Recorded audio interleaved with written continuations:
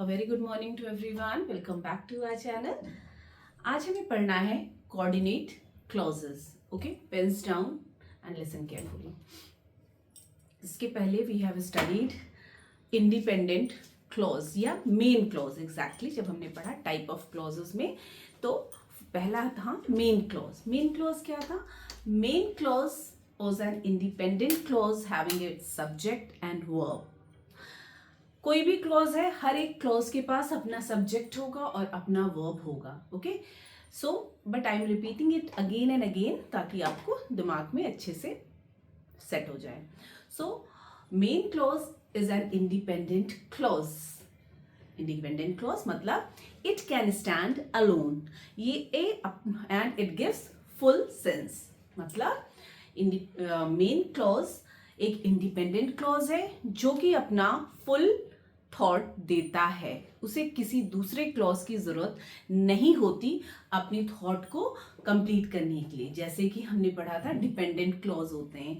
Dependent clause को क्या जरूरत थी? एक इंडिपेंडेंट क्लॉज की जरूरत होती थी अपनी कंप्लीट थॉट के लिए।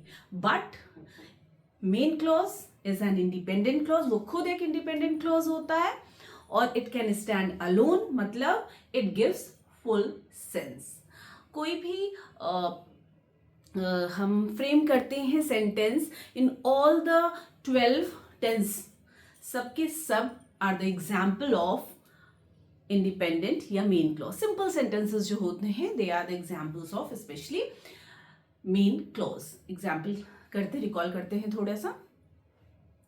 आई teach English, I am teaching English, I have taught English, I have been teaching English. So many are there. Okay, so it was independent या main clause. Main clause. Now it's the turn of coordinate clause. Coordinate clause क्या होते हैं?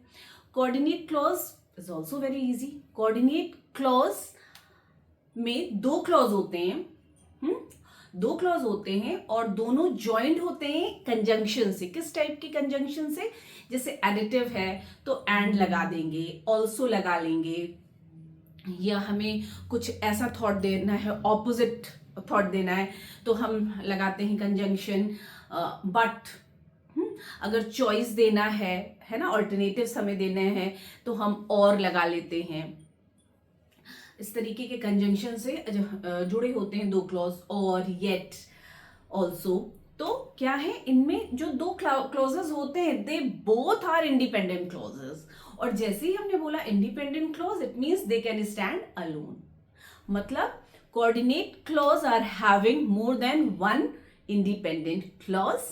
पहली चीज, they can stand, both the clause are of equal importance and both can stand alone. तीसरी चीज, they are joined by conjunctions like and, also, but, yet, still, or, so. ठीक है? Is it clear to everyone? So यही हमें आज पढ़ना है coordinate clause में। एकदम साधारण सी भाषा में बताएं।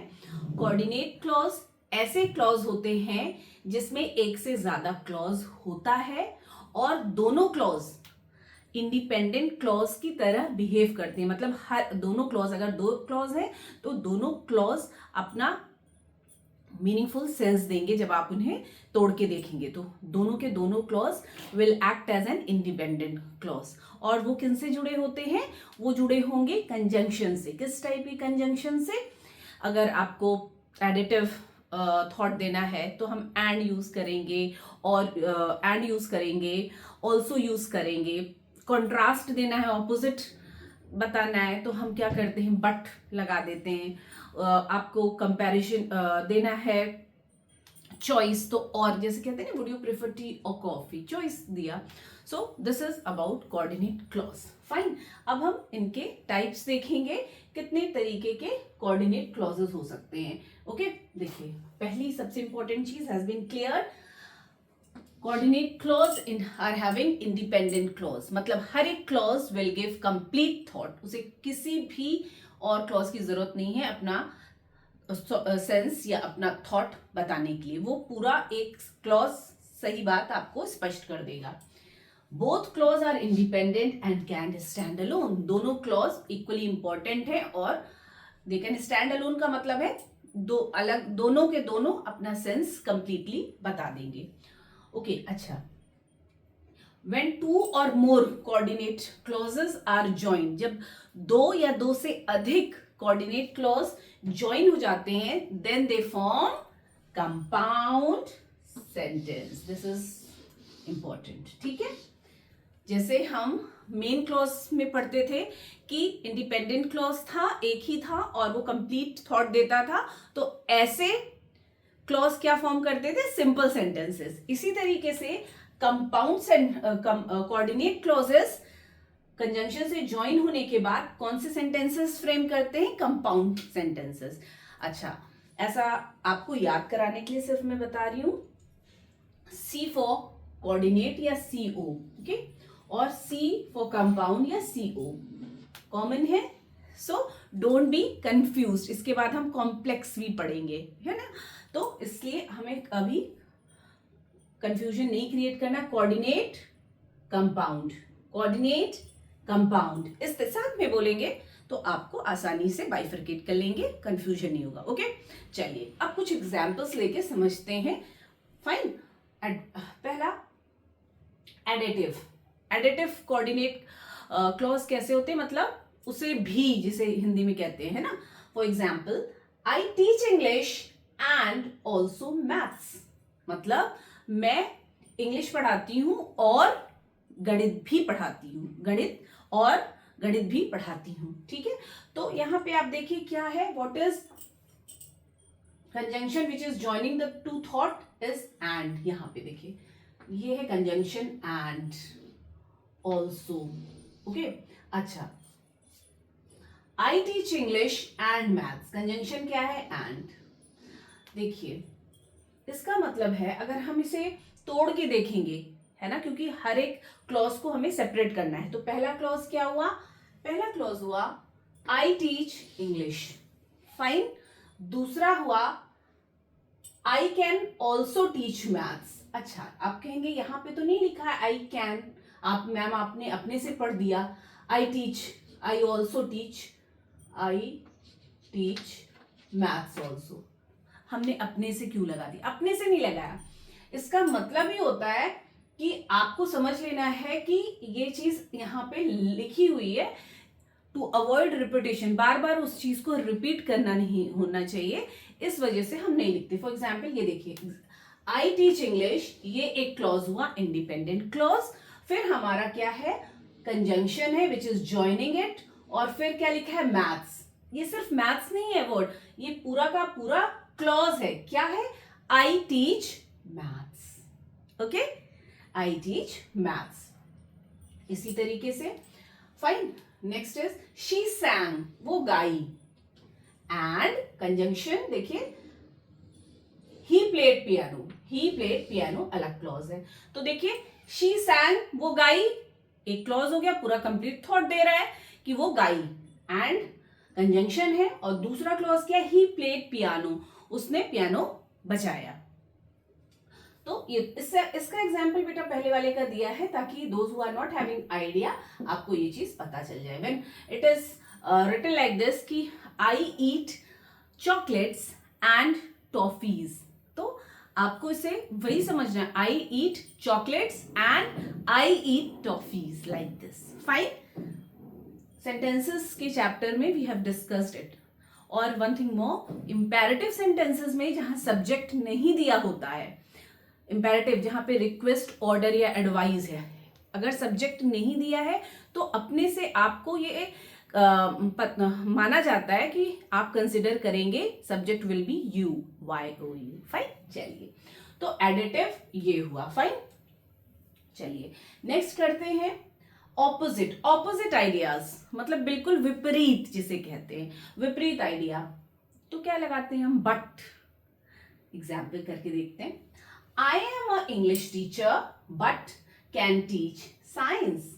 तो अब देखिए ये क्लॉज देखिए क्या है, I am a English teacher, ये एक इंडिपेंडेंट क्लॉज है, I am a English teacher, and क्या है, preposition, and is a preposition, sorry extremely sorry, and is a conjunction. हाँ, कैन टीच साइंस, सब्जेक्ट क्या है यहाँ पे, यही सब्जेक्ट है। आई कैन टीच साइंस, तो ये दोनों के दोनों are acting as a independent clause, दोनों के दोनों इंडिपेंडेंट क्लॉज की तरह एक्ट कर रहे हैं। So they are forming coordinate clause, और फाइनली इन दोनों को मिला के दे आर फॉर्मिंग किस तरीके का सेंटेंस, कंपाउंड सेंटेंस। फाइन, चलिए ऑपोजिट आइडिया बता रहा है इसलिए बट आई लाइक ऑरेंजेस, ये एक क्लॉज है, ये पूरा थॉट दे रहा है कि मुझे ऑरेंजेस पसंद है, मुझे संतरे पसंद है। कंजंक्शन क्या है, बट, ऑपोजिट आइडिया दे रहा है, विपरीत, बिल्कुल उलट। नॉट एप्पल्स, अभी मैंने बताया रिपीटिशन को अवॉइड करने के लिए हम बार बार वो चीज नहीं लिखते। अगर अभी इसे कहा जाता कि आप अलग अलग करके लिखिए तो you will write like this only, I like oranges, I don't like apples.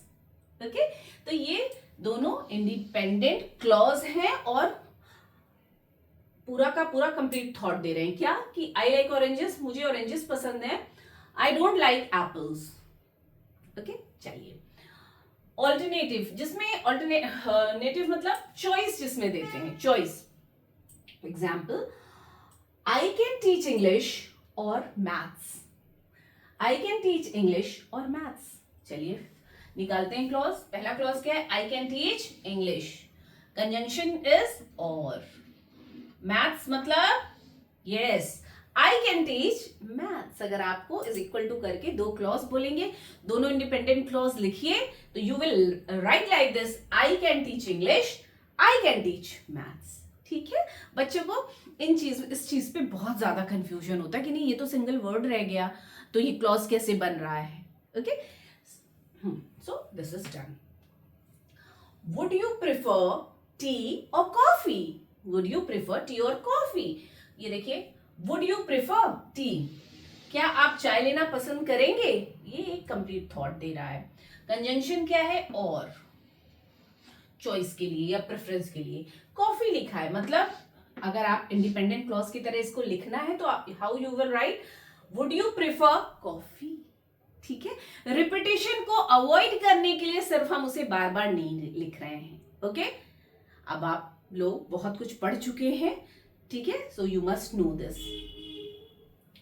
Fine, चलिए इन्फेरेंस या एग्जैक्टली कंक्लूड जैसे करते हैं ना कि लास्ट में हमने देयरफॉर, हाँ, तो इस तरीके से हम करेंगे।